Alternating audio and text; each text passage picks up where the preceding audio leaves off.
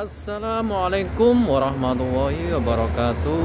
Jumpa lagi dengan Teguh Media. Kali ini saya akan ngevlog pergi ke Cangwon. Sekarang saya lagi menunggu jemputan dari Masjid Sunan Kalijogo. Kami akan mengikuti pengajian yang diselenggarakan oleh Masjid Sayyidina Bilal Cangwon. Gimana perjalanan kami menuju Masjid Cangwon dan gimana acaranya, saksikan terus. Mari saksikan terus. Yuk, check it out.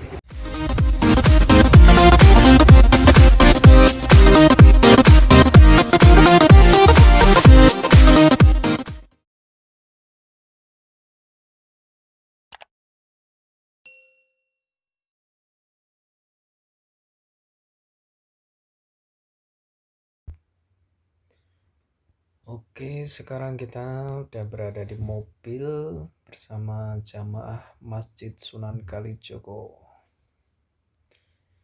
Ikuti terus perjalanan kami sampai ke Masjid Sayyidina Bilal Cangwon. Semoga kami sampai di tujuan dengan keadaan selamat dan bisa mengikuti pengajian dengan hikmat. Yuk, saksikan terus perjalanan kami.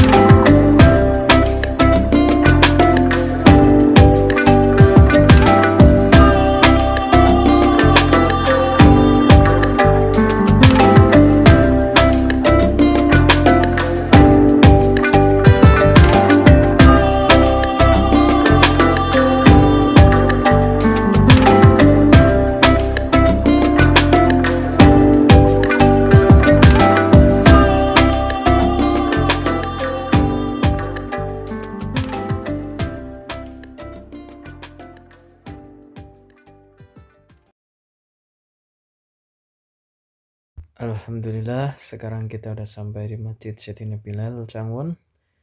Sebelum masuk kita pakai hand sanitizer ya, biar terhindar dari COVID-19. Apakah isinya? Tararararang. Donat.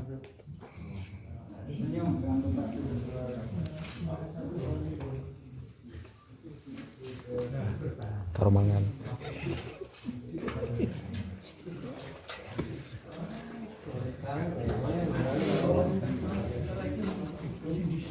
Yang kedua pada tahu. Ini ada dua.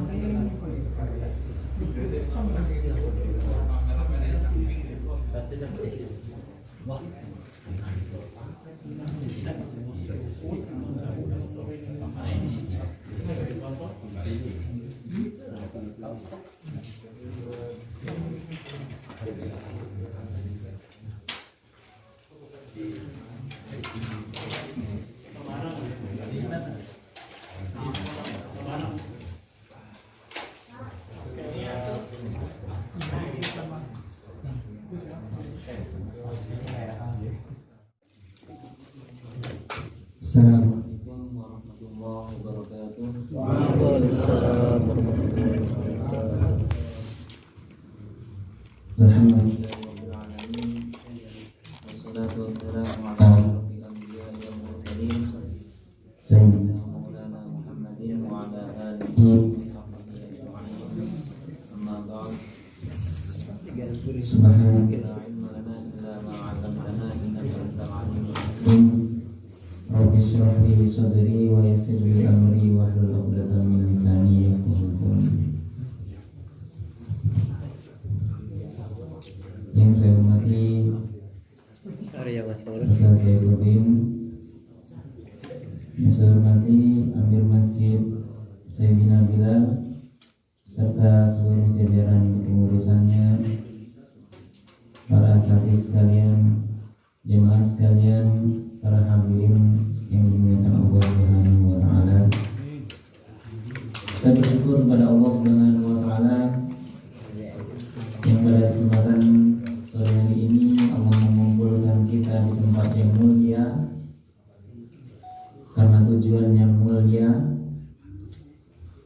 dan untuk mengkaji sebuah tema yang mulia, karena yang kita kaji adalah sosok manusia yang mulia yang dimulia-muliakan oleh yang maha mulia, yaitu Allah Subhanahu wa taala.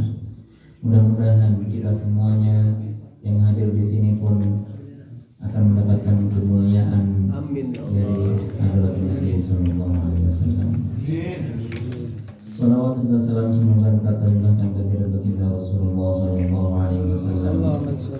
Mudah-mudahan kita selalu diberikan kekuatan untuk bisa istiqomah menjalankan ajaran-ajaran beliau, yang nantinya kita juga mengharap syafaatnya di yaumil qiyamah, dan berdoa kepada Allah Subhanahu wa taala mudah-mudahan nantinya kita bisa berkumpul bersama beliau di surga Firdaus. Amin ya rabbal alamin. Jemaah sekalian yang dimuliakan Allah Subhanahu wa taala, kalau kita ingin mengkaji sosok Rasulullah sallallahu alaihi wasallam sebagai suri tauladan kita di dalam setiap sendi kehidupan kita, tentunya tidak akan habis. Mau kita kaji berapapun, akan selalu ada hikmah di balik kehidupan Rasulullah SAW. Maka yang tadi dibacakan oleh qari kita, laqad kana lakum fi Rasulillahi uswatun hasanah, itu adalah ayat yang paripurna. Artinya apa?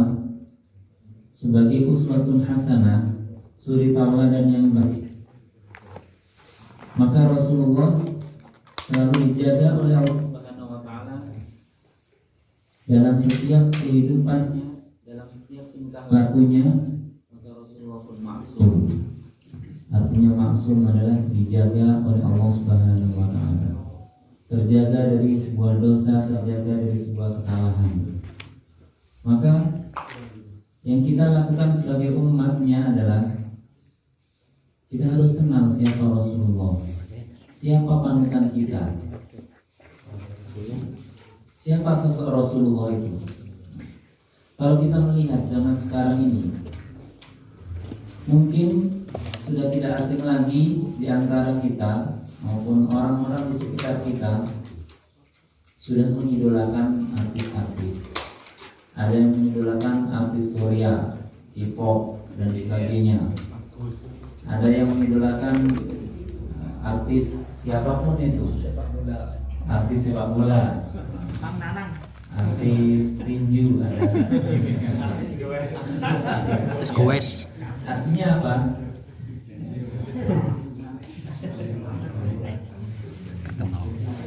Artinya di situ sudah ada kecenderungan dari diri kita ataupun orang yang mengagumi seseorang untuk bisa mengikuti biasanya. Kita lihat orang-orang yang ngefans banget sama artis Korea, itu mereka akan bisa berujung pada nilai dosa karena ibadah tanpa dasar ilmu dan akhlak. Alhamdulillah min dzalik. Maka kita kenalkan siapa Rasulullah SAW. Wah, terlalu jauh kalau mungkin kita berpikir. Kita kan manusia, sedangkan Rasulullah Nabi, Rasulullah utusan Allah. Sangat jauh kalau kita mau meniru pada baginda Rasulullah SAW. Memang sangat jauh, tapi yang namanya contoh suri tauladan itu justru seharusnya yang lebih baik, yang bagus itu kita lakukan, kita jadikan contoh. Gak mungkin kita mencontoh seseorang yang tingkatannya sama dengan kita. Maka kita harus mencontoh orang yang sangat lebih baik lagi, orang yang lebih baik tingkatannya, orang yang lebih baik akhlaknya. Itu justru sebagai contoh buat kita semuanya dalam kehidupan kita. Nah, bagaimana Rasulullah beribadah, bagaimana Rasulullah menjalani kehidupan sehari-hari. Maka pernah suatu ketika Rasulullah SAW didatangi oleh tiga orang pemuda.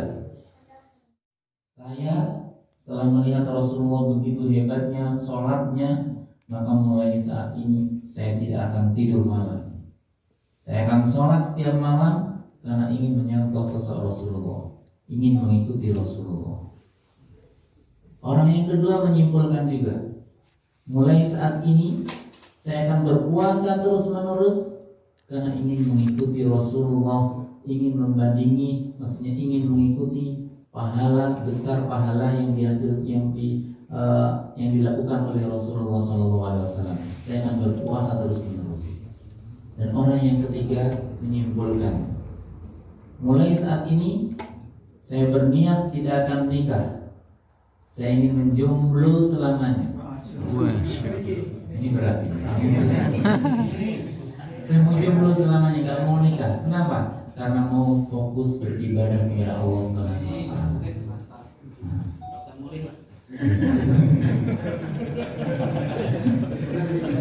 Berat memang. Ya.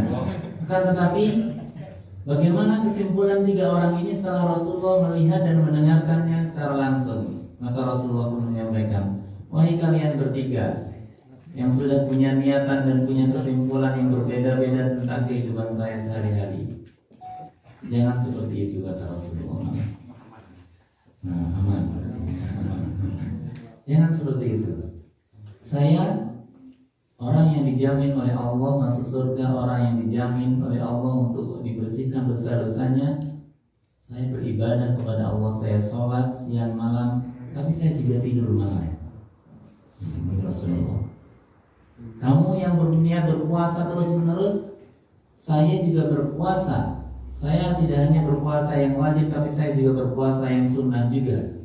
Tapi ingat, saya juga suatu saat tidak berpuasa juga. Jadi jangan kau lakukan untuk berniat berpuasa selamanya. Dan yang ketiga, kamu yang mau jomblo selamanya? No. Nah, karena mungkin tidak ada yang mau atau gimana? Kamu yang mau seperti itu, jangan seperti itu. Saya beribadah siang dan malam. Saya setiap hari bermuamalah dengan sahabat-sahabat. Akan tetapi saya juga menikah. Maka Rasulullah menyampaikan dalam sebuah hadisnya, termasuk nikah itu bagian dari sunnahku. Faman raghiba an sunnati falaysa minni. Siapa yang benci tidak mau melakukan sunnahku, maka dia bukan termasuk golonganku. Jadi alhamdulillah kita nggak mungkin membandingi menyamai Rasulullah dari setiap sisi kehidupannya, tapi kita minimal bisa mengikutinya yang lebih baik dari kehidupan kita sehari-hari. Nah, maka kita aman. Seandainya Rasulullah mengaminkan 3 orang tadi, berat kita menjalani kehidupan ini. Iya, standarnya harus bangun malam terus-menerus. Standarnya harus puasa terus-menerus. Dan standarnya kalau tidak bisa ibadah dengan tenang maka nggak boleh puasa. Ini berat. Ini berat. Maka alhamdulillah kita diberikan sebuah kemudahan oleh Rasulullah. Ya sudah, biasa saja. Yang penting jaga amalan, jaga jangan sampai kita melakukan hal-hal yang dilarang oleh Allah Subhanahu wa taala. Nah, jemaah sekalian dirahmati Allah Subhanahu wa taala, krisis yang kita alami sekarang ini yang lebih besar efek negatifnya buat kita masyarakat adalah bukan hanya krisis ekonomi. Kalau krisis ekonomi mungkin orang masih bisa bertahan apapun caranya, tapi krisis akhlak, krisis moral, inilah yang sangat berbahaya buat kita, terutama generasi-generasi berikutnya, generasi setelah kita. Di dunia serba canggih sekarang ini, orang mau ghibah itu nggak perlu ketemu langsung.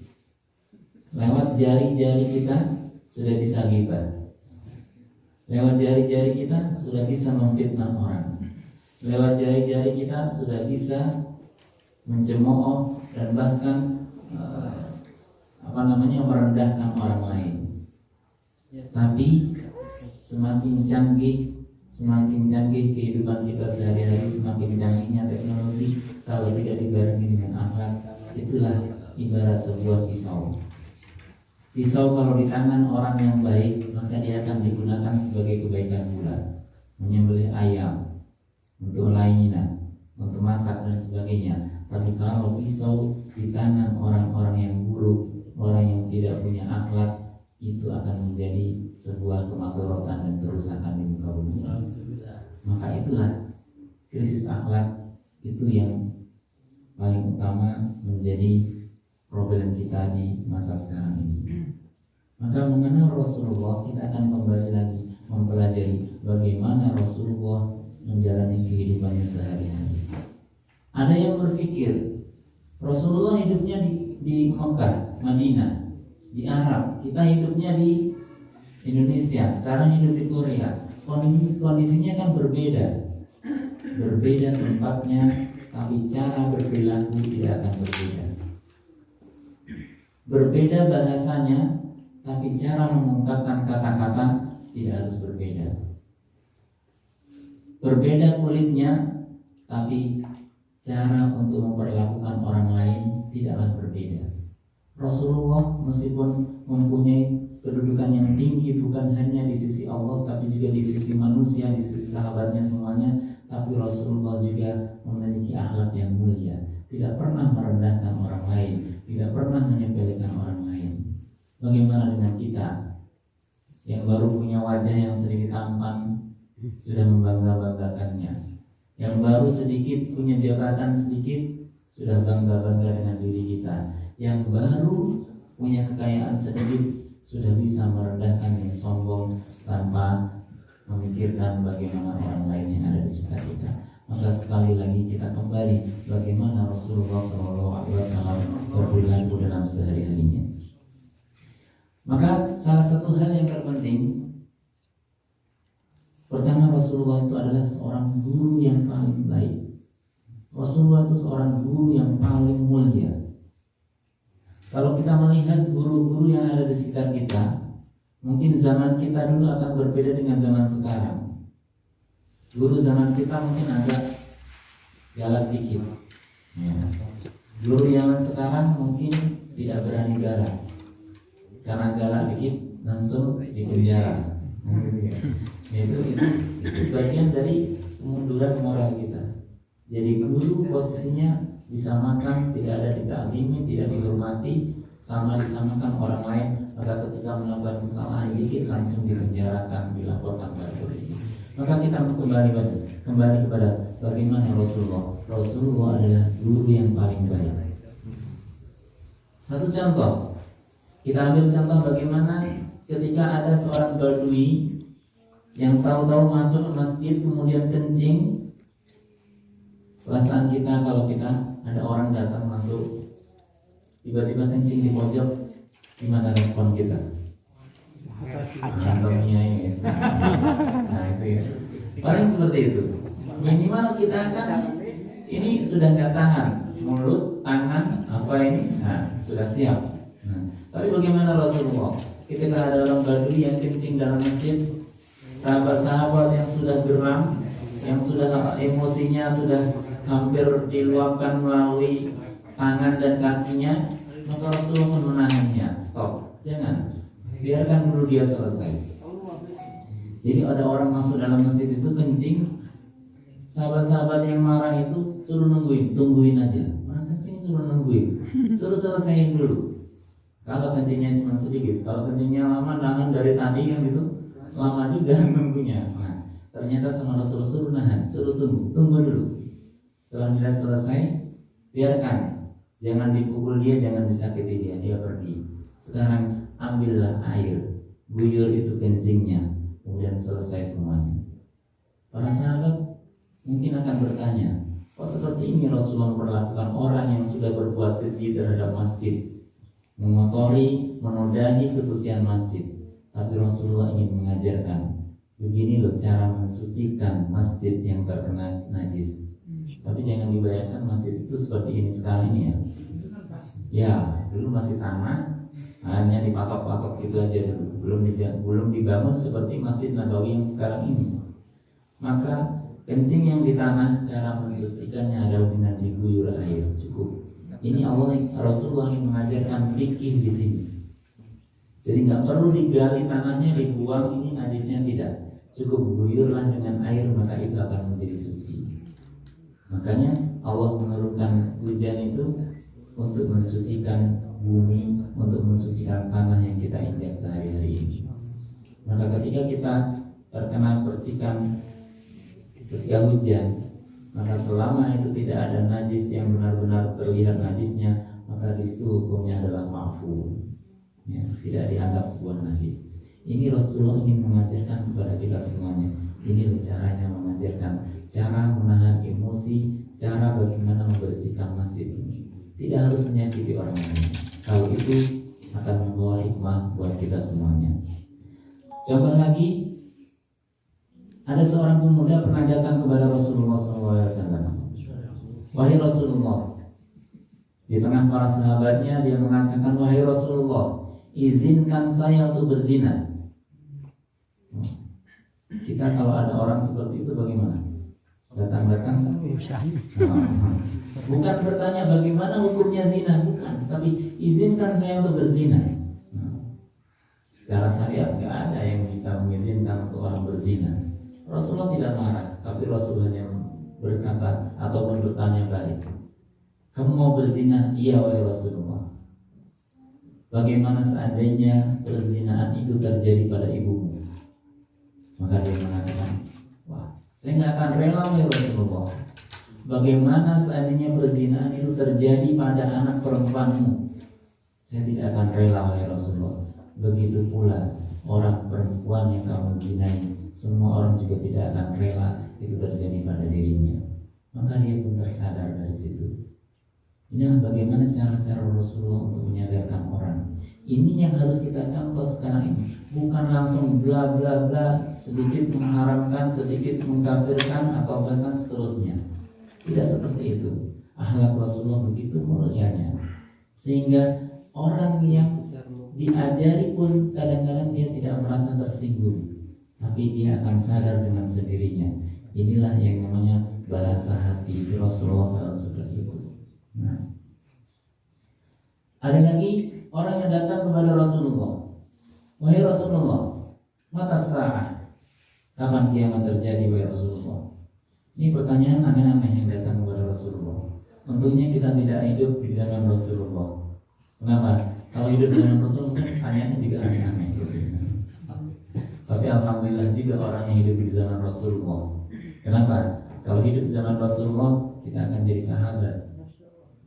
Tapi jangan salah juga, yang hidup di zaman Rasulullah tidak semuanya sahabat. Ada Abu Jahal, ada Abu Lahab.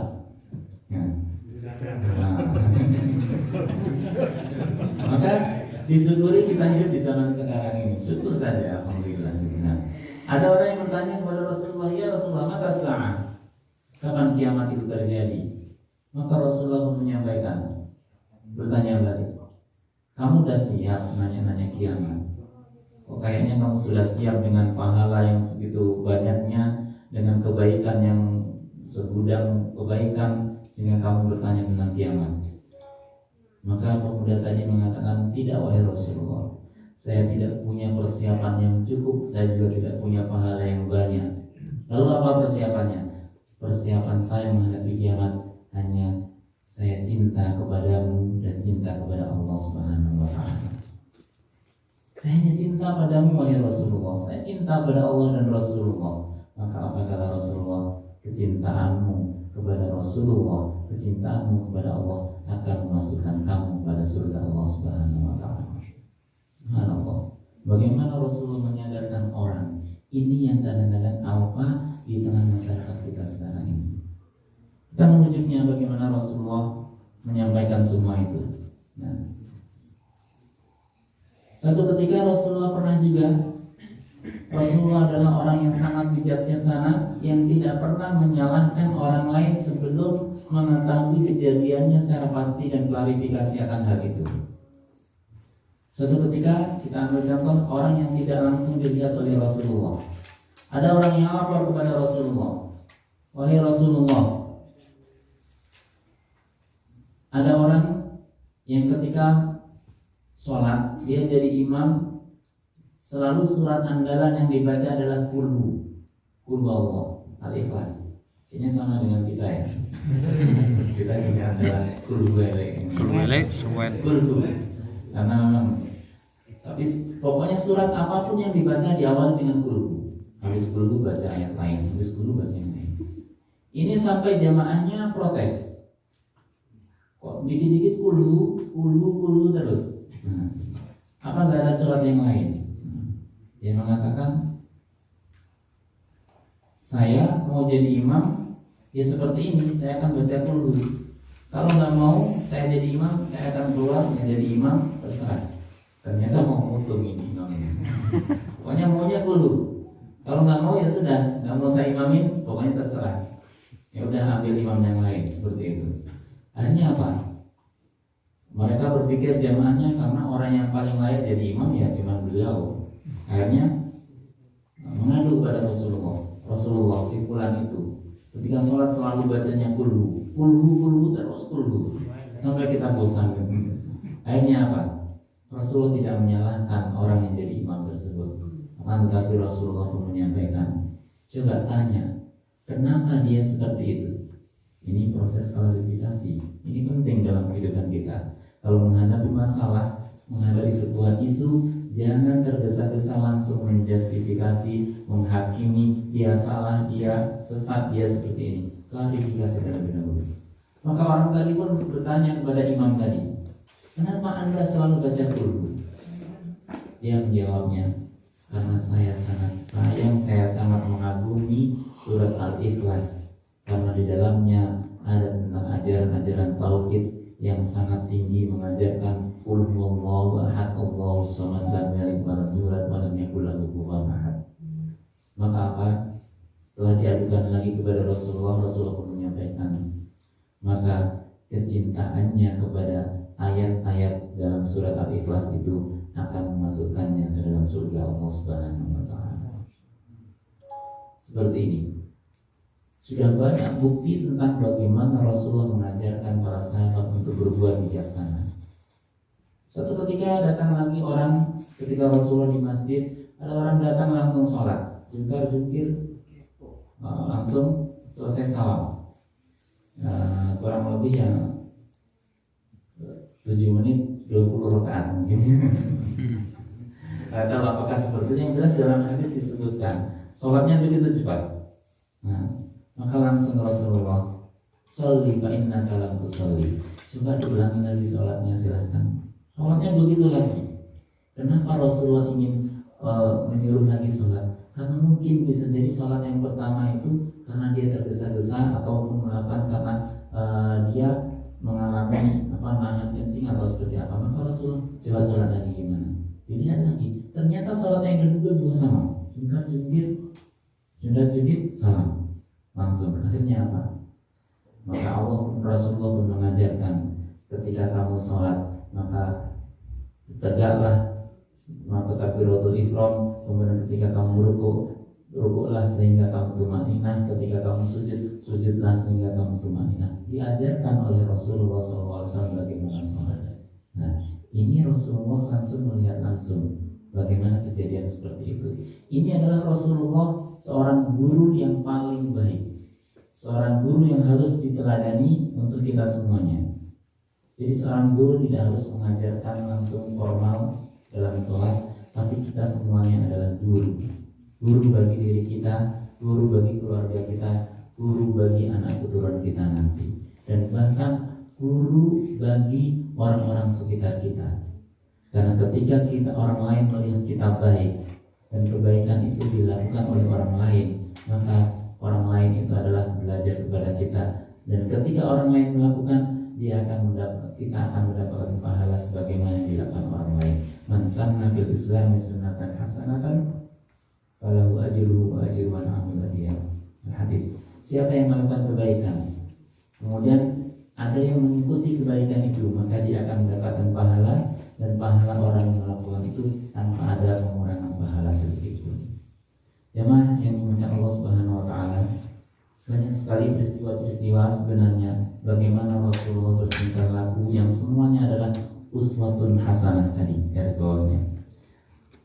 Kemudian bagaimana Rasulullah mengajarkan ukhuwah Islamiyah. Ukhuwah Islamiyah yang diajarkan oleh Rasulullah itu diabadikan oleh Al-Quran dalam surah Al-Hasyr. Program kerja Rasulullah pertama kali setelah hijrah ke Madinah adalah Al-Mu'akhad, mempersatukan, memperukhuwahkan, mempersaudarakannya antara suku Aus dan Khazraj, antara Muhajirin dan Ansar. Dipersaudarakan. Jangan salah, zaman dulu orang-orang Arab itu sangat kental dengan kesukuannya, sangat kental dengan ras dan keturunannya. Kamu Bani siapa? Kamu Bani siapa? Seperti itu. Nah, maka Rasulullah menghancurkan semuanya itu dan menjadikan Islamlah yang menjadi kalian bersaudara, bukan hanya di dunia maupun tapi juga di akhirat nanti. Maka apa? Dalam Al-Quran surah Al-Asr disebutkan walladzina tabawwa'ud dar wal imana min qablihim yuhibbuna man hajara ilaihim wa la yajiduna fi sudurihim hajatan mimma utu wa yu'thiruna ala anfusihim walau kana bihim khassasah. Ini yang tergambarkan dalam Al-Quran. Orang yang sudah menetap di Madinah, yuhibbuna man hajara ilaihim, mereka sangat mencintai orang-orang yang hijrah ke Madinah. Orang Makkah yang mereka meninggalkan semua hartanya untuk hijrah ke Madinah dirangkul oleh kaum Muhajirin. Ini bentuk real, bentuk langsung bagaimana Rasulullah mengajarkan ukhuwah di antara sahabat-sahabatnya. Bukan hanya itu, wala yajiduna fi sudurihim hajatan mimma utu. Dalam hatinya enggak ada tendensi apapun, mau membantu totalitas bantu. Kamu enggak punya harta, aku kasih. Kamu enggak punya kerjaan, aku beri. Bahkan kamu enggak punya istri, silakan pilih. Saya punya anak, atau bahkan kalau kamu ingin istri saya, karena istrinya mungkin lebih dari satu, silakan pilih, saya akan ceraikan dan silakan kawin. Seperti itu. Tapi jangan diamalkan yang sekarang ya. Beda ini. Ada syarat dan ketentuan berlaku. Nah itu ya. Nanti langsung kalau itu jangan. Kasihan yang belum laku nanti nggak berlaku. Nah seperti itu. Lalu lebih dari itu, wa yu'thiruna ala anfusihim walau kana bihim khassasah. Mereka punya rasa itar. Itar itu apa? Itar itu mendahulukan orang lain, mendahulukan orang lain, padahal kita semuanya dalam keadaan membutuhkan. Makan kita punya hanya satu piring contohnya. Tapi kita lapar, orang lain juga lapar. Tapi kita dahulukan orang lain, itulah namanya ikhtar. mendahulukan orang lain. Makanya al-itharu fil ibadah haram. Tapi kita mendahulukan orang dalam ibadah itu nggak boleh. Dalam ibadah apa? Fastabiqul khairat, cepat-cepatan. Jangan dibalik. Dalam ibadah itsar. Kamu aja duluan. Masih jam 1 belum bangun. Kamu aja duluan, nah gitu. Tidak seperti itu. Tapi dalam masalah makanan, fastabiqul khairat. Nah, beda ya. Jangan dibalik. Itu kebalik. Dalam ibadah fastabiqul khairat, tapi dalam masalah yang lainnya al-itsar. Itu yang kita harapkan. Wala yajiduna fi sudurihim hajatan mimma utu wa yusiruna ala anfusihim walau kana bil qasasah. Dan ayat berikutnya, inilah yang persaudaraan yang tidak hanya ilmiah. Walladzina ja'u min ba'dihim yaquluna rabbana ighfir lana wa li ikhwanina alladzina sabaquna bil iman. Orang-orang yang datang generasi berikutnya pun mereka mengatakan rabbana ighfir lana, ya Allah ampuni kami, wa li ikhwanina alladzina sabaquna bil iman, dan orang-orang yang telah mendahului kami. Inilah bukan hanya di dunia saja, tapi juga di akhirat kita juga dianjurkan untuk mendoakan orang-orang yang mendahului kita. Ini ukhuwah Islamiyah yang diajarkan oleh Rasulullah SAW. Maka itu semuanya adalah pelajaran buat kita bagaimana kita menjalani kehidupan kita sehari-hari di dunia ini. Ada seorang pendeta dari Syam. Syam itu daerah Syria dan sekitarnya itu. Pernah dia orang rohib atau pendeta yang disegani oleh umatnya. Dia penasaran dengan Rasulullah. Siapa Muhammad itu? Penasaran. Saya akan pergi ke Madinah untuk bisa melihat Muhammad. Oleh jamaahnya dicegah, jangan. Kenapa? Kalau kamu melihat Muhammad, kamu akan beriman kepadanya. Wah, semakin penasaran lagi. Memang siapa, bagaimana hebatnya Muhammad ini? Akhirnya menunda kepergiannya. Tapi masih penasaran. Suatu ketika dia sudah niat, akhirnya pergilah dia ke Madinah. Setelah pergi ke Madinah, maka sampailah di Masjid Nabawi. Di sana disambut. Ternyata di sana ada para sahabat. Dia langsung bertanya, mana Muhammad? Aina Muhammad? Apakah kamu Muhammad? Kemudian Sayyidina Ali yang berhadapan-hadapan, bukan, saya bukan Muhammad. Lalu di mana Muhammad? Kenapa Anda mencari Muhammad? Saya cukup penasaran dengan Muhammad. Begitu terkenalnya beliau di mana-mana, saya pun penasaran. Maka Sayyidina Ali menjawabnya, Anda telah, kamu telah, Muhammad telah tufiya, sudah wafat beberapa hari yang lalu. Kalau sudah seperti itu, coba tunjukkan kepadaku sisa atau bekas gamis yang biasa dipakai oleh Muhammad. Maka Sayyidina Ali pun menyuruh sahabat yang lainnya untuk ke rumah mengambil gamis yang biasa dipakai oleh Rasulullah. Setelah dilihat oleh pendeta ini, dibukalah, ternyata ada beberapa jahitan, bekas bolong itu dijahit, dan diciumnya jubahnya itu tercium bau wangi. Maka dia pun mengatakan, dia adalah Nabi terakhir, dia adalah Muhammad Rasulullah, karena apa yang ada di jubah ini sama seperti yang saya pelajari di kitab-kitab saya. Maka detik itu pun dia mengatakan, amantu bi Muhammad, asyhadu an la ilaha illallah wa asyhadu anna Muhammadar Rasulullah. Dia pun beriman dan masuk Islam seketika itu pun. Setelah beberapa waktu, tunjukkan saya di mana kuburan Rasulullah. Maka ditunjukkan, ini kuburan Rasulullah. Sampai di sana dia pun berdoa kepada Allah, kemudian menyampaikan, wahai Rasulullah, saya tidak bisa bertemu, saya mengagumimu, saya berharap bisa bertemu denganmu dalam keadaan masih hidup.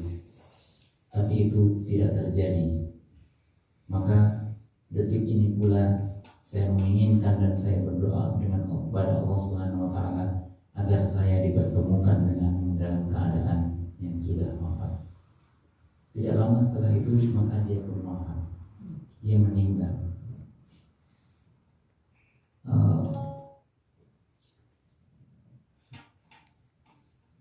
Makanya di Al-Barzanji ada ya, akrimil arwah minna biliqa'i khairil anami.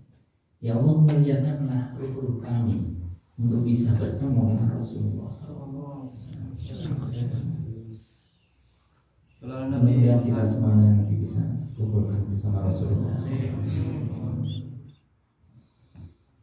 Kejadian yang belum lama ini terjadi, Mufti Syria yang meninggal itu, beliau meninggal syahid karena mobil yang dia tumpangi meledak, dipasangin bom oleh orang-orang yang tidak bertanggung jawab. Detik-detik sebelum beliau wafat itu pernah misi di sebuah masjid. Dia dengan menggebu-gebu mengatakan, karena ini seorang yang selalu mengkampanyekan perdamaian di Suriah yang sampai saat ini belum juga damai. Dia mengatakan, saya tidak takut sama apapun. Semuanya tujuan saya hanya ingin bertemu Rasulullah SAW. Dan bahkan ceramahnya mengatakan, ya Allah, kalau engkau ambil, silahkan ambil nyawaku asalkan bisa bertemu dengan Rasulullah SAW. Ternyata beliau di perjalanan mobilnya meledak. Allah yarham, menjadi syahid beliau. Mengikuti sang guru Ramadan Al-Buti yang juga seperti itu, yang korban di dalam masjid di bom itu. Allahumma sholli ala sayyidina Muhammad. Itu sebenarnya masih banyak lagi cerita bagaimana kita mengikuti Rasulullah melalui sirah Rasulullah, cerita-cerita yang ada di dalam diri Rasulullah dalam kehidupan kita sehari-hari. Lalu bagaimana kita sebagai umatnya yang sudah akhir zaman seperti ini, maka jangan pernah memutuskan cinta kita kepada Rasulullah SAW. Kenapa? Karena Rasulullah cinta juga kepada kita, cinta juga kepada umatnya yang jauh generasinya melebihi sahabat tabi'in dan seterusnya, termasuk kita ini. Maka dalam suatu ketika, dalam sebuah momen, Rasulullah pun bersama sahabat mengatakan, aku rindu pada saudara-saudaraku, kata Rasulullah.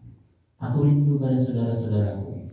Sahabat pun bertanya, wahai Rasulullah, bukankah kami ini saudara-saudaramu, wahai Rasulullah? Tidak. Kalian adalah ashabi, kalian adalah sahabat-sahabatku. Yang aku rindukan adalah alladzina yu'minuna bi wa lam yaruni. Orang-orang yang tidak pernah melihatku tapi mereka beriman kepadaku. Mudah-mudahan kita semuanya termasuk golongan yang dirindukan oleh Rasulullah SAW, sehingga kita nantinya bisa berkumpul bersama beliau, bersama para siddiqin, wasyuhada, wassalihin. Mudah-mudahan kita semuanya selalu menjadikan Rasulullah orang yang kita banggakan, menjadikan Rasulullah guru yang kita agungkan, bukan hanya mengagungkan melalui lisan kita, tapi juga kita agungkan dengan meniru, menjadikannya uswah dalam setiap kehidupan kita sehari-hari. Mudah-mudahan ini ada manfaatnya. Mohon maaf karena waktunya sudah agak malam. Mudah-mudahan bisa kita lanjutkan atau kita sambung dengan silaturahim yang nantinya akan kita lanjutkan. Mudah-mudahan kita semuanya diberikan umur panjang, kita bisa bersilaturahmi kembali. Kurang lebihnya mohon maaf apa yang saya sampaikan. Kalau kurang berkenan atau ada kata-kata yang tidak berkenan, mohon dimaafkan. Usikum wa nafsi bitaqwallah wal 'afwu minkum. Wassalamualaikum warahmatullahi wabarakatuh.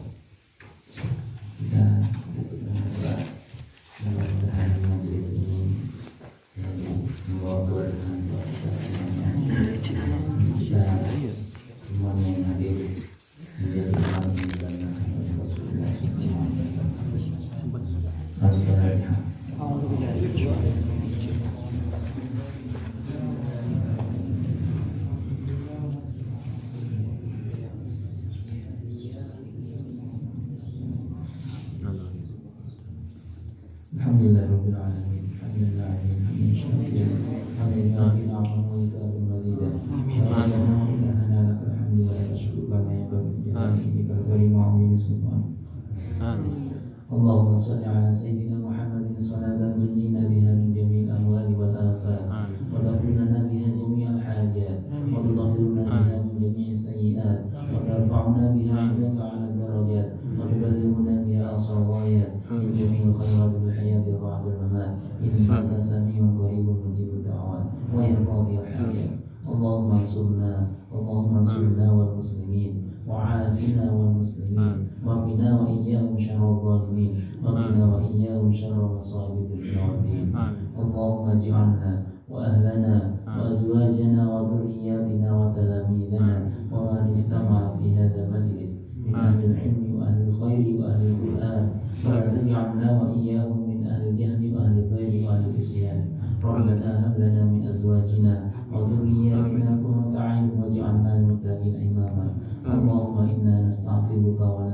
ونسألك أدياننا وأنفسنا وأهلنا وأموالنا وكل شيء أعطيتنا يا أرحم الراحمين ونجعلك وإياهم في كنفك وأمانك وحياك من كل شيطان مريب وجبار عنيد ومن كل عين ومن كل بغي ومن كل ذي شر إنك على كل شيء قدير ربنا آتنا في الدنيا حسنة وفي الآخرة حسنة وقنا عذاب النار صلى الله على سيدنا محمد وعلى آله وصحبه وبارك وسلم سبحان ربك رب العزة عما يصفون وسلام على المرسلين والحمد لله رب العالمين. الفاتحة.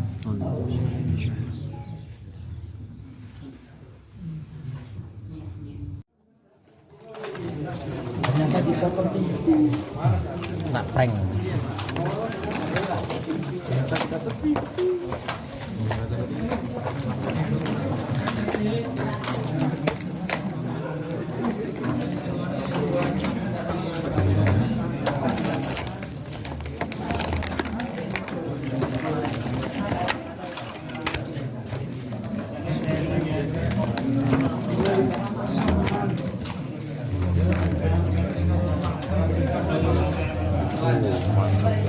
Kalau orang ada marah ya Bismillah Pak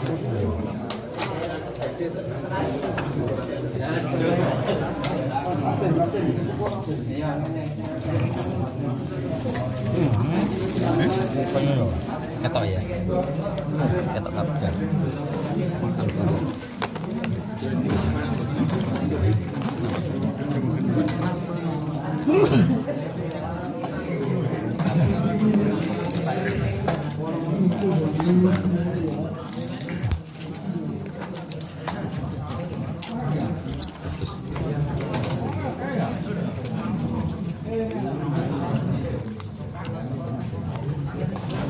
Makan malam biar balik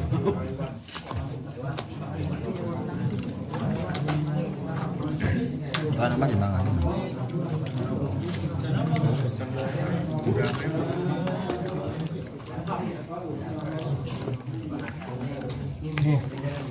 ngomong rasa biryani. mau salah biryani apa malah Untung kancamu apa undang pengen dhewe amat ora diundang. pengen dhewe sing jemput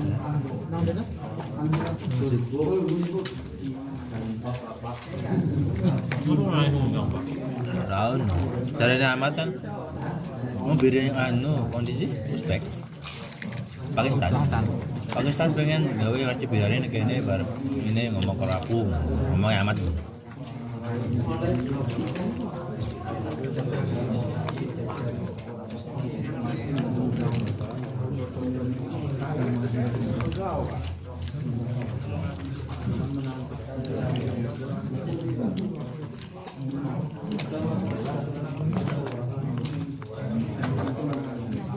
Ngomong paling diomongin amat mau enak orang di gue narat kongkon narat kong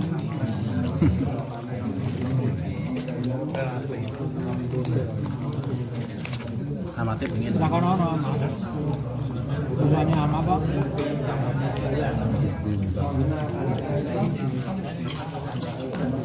Odon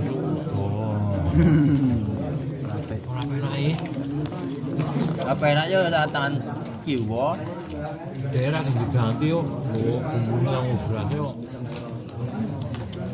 aku juga pernah ya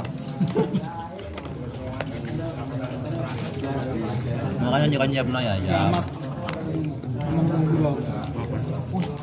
Aja mau 10 mak, mau 10 ada pan 20 rantai. yang 10 mau 10 Ada pan 20 rantai. mau 30 loh caranya amat yo main ngono lah wong iku tak nggo balik di barang kok ya Mangan kene. Bukan mangan kok. kalau 10 ini porsinya dek nih ya dewe ini bandingannya jadi telu loh makanya akeh lho wong ya jadi ngerti ramangan ini wah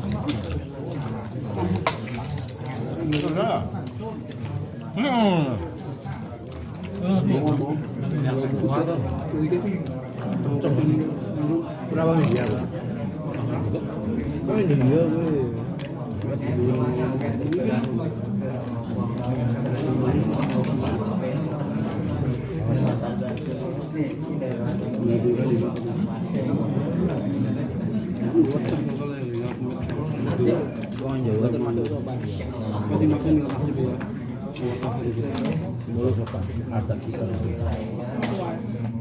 Iya iya, benar benar.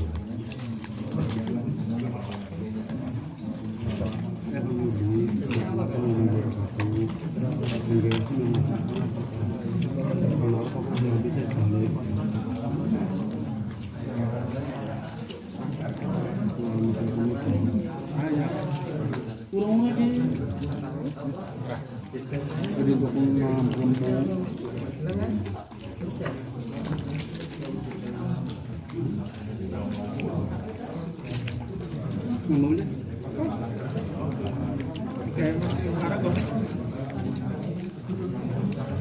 jaburan aku debunya karena kamu akan hari nggak boleh ada boleh aku kayak gitu ini kita nih kapan dikira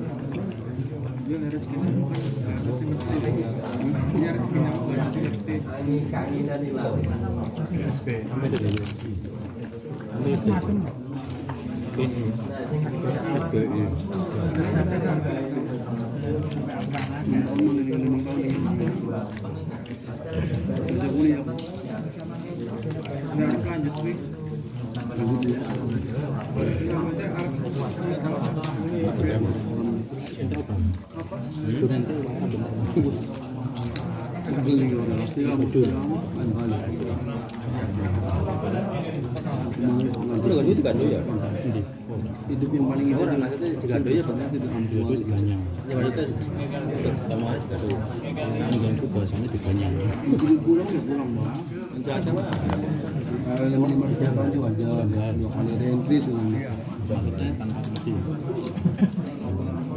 kalau itu ya siapa Ramban. tuh kan gini oh gue Ganyang. Iya, gaduh. Dia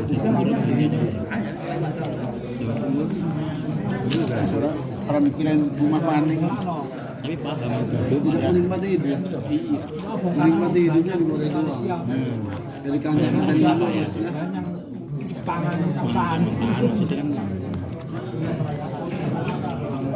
ini bentuk gayanya sampai angin bilang di rumah yuk gambang lembok alhamdulillah ini gerak kalau ini barang penting pabriknya ngundung kan kamu pernah mengundung sampai nangka ya dulu tidak sampai bed ya akan mengundung ya pernah kesundung hah? sampai turun kenapa? pernah kesundung iya tapi apa? kayak ini ngalap pelaburan yang didi ngalap mulia tapi apa? anu gerinda bisa jemburu aku kita orang panjang itu yang didi bro didi mau terbun karo kang Maulana ngarepnya kayak sini sih ada karena ada jemburu ngono ada jemburu ngarep samcin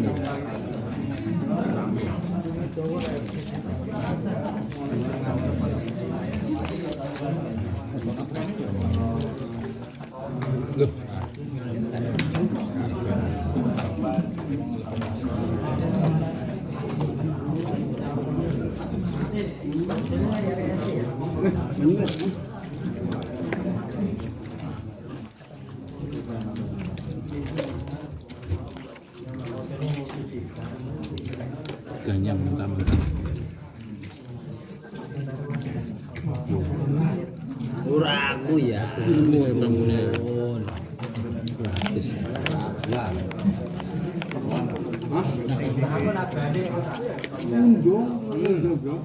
HP ku mati ki lho. Iya.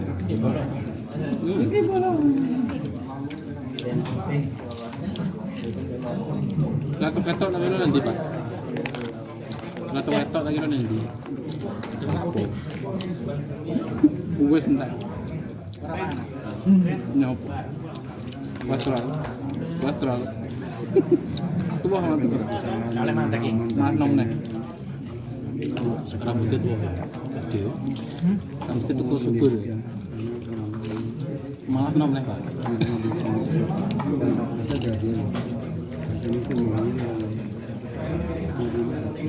Betul. Terapi rambut. Padu. Aku yang ini. Ini Pak. Ini pusat. Oh, tenang. Sebenernya. Yang enam. Sampai apa? Coba. Shot. Susah gitu ya. Buka. Shot. Burine coba. Jadi temen harus ya. Burine ono, buri rambut buri. Podo sampean sih. Wis akibat nang panas ta. Masan ora jadi. Mungkin kalau gitu panas kita. Cuman daging. Cuma das deh. Daging rokok. Oke, benar. Itu akibat penyakit apa karena habis suhu panas. Panas makanya. Ada lemas. Wis rambutnya cukup kabeh ora bijane.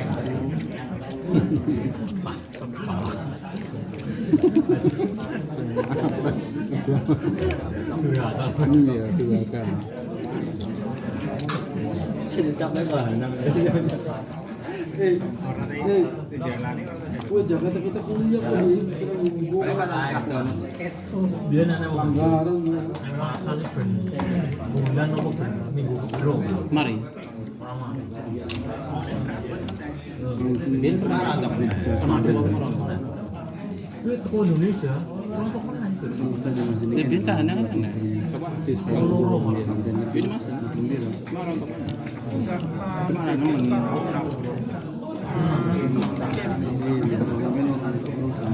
Dia jadi Pak Din di Solo. Dulu biar cuma Pak Muhammad itu gimana? Sini dong di sana. Yang lain dulu belum masuk kan enggak. Gajian Dicetak apa Mas? kan ada yang di kota Podesta. Ya wong itu Ada berapa? Tapi kata sama tokonya tahu di atas cairan. ya aku bener oke. Di bawah. Tahunnya ini dicairkan. Orang Sunda. 2000 Kan berobat. Lama ning kurang. Dia balik sebulan dari kirimnya. umur kan panggi ya. Yang sering digoreng apa? Jadi apa di buat mandek.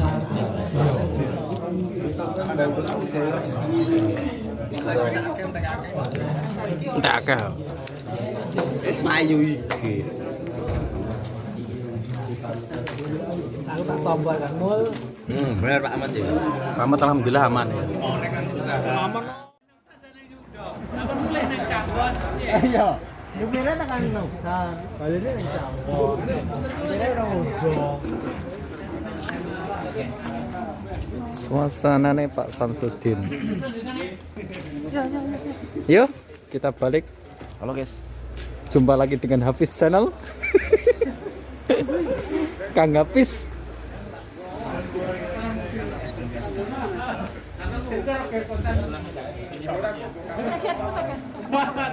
Ayo Mas Mul.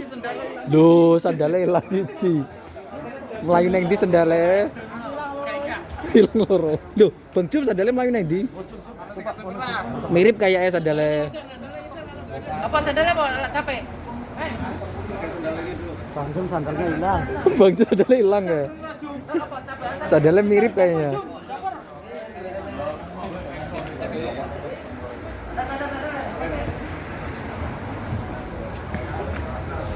suasana setelah pengajian.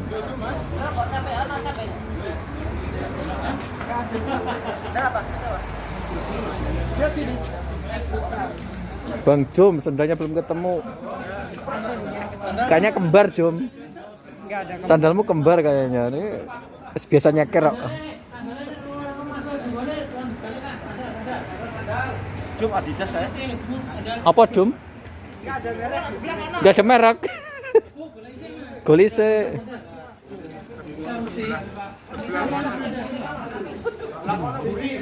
Bang Jom. Kayak kurasi mirip ya, aman ya. Gak ada yang mirip nih Ardiles nih.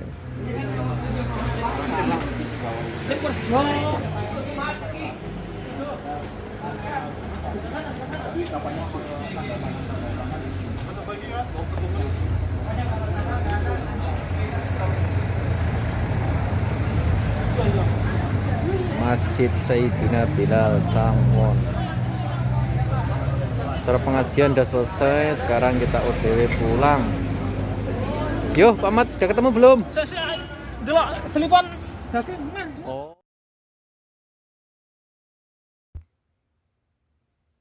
Oke, sekarang kita sudah selesai mengikuti pengajian.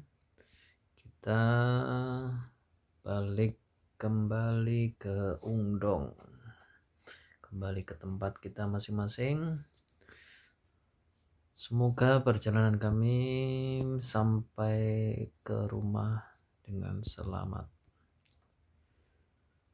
Terima kasih yang sudah mengikuti menonton video ini. Jangan lupa like, komen, dan subscribe agar channel ini dapat berkembang dan berkarya dengan lebih baik lagi. Cukup sekian dari saya. Assalamualaikum warahmatullahi wabarakatuh.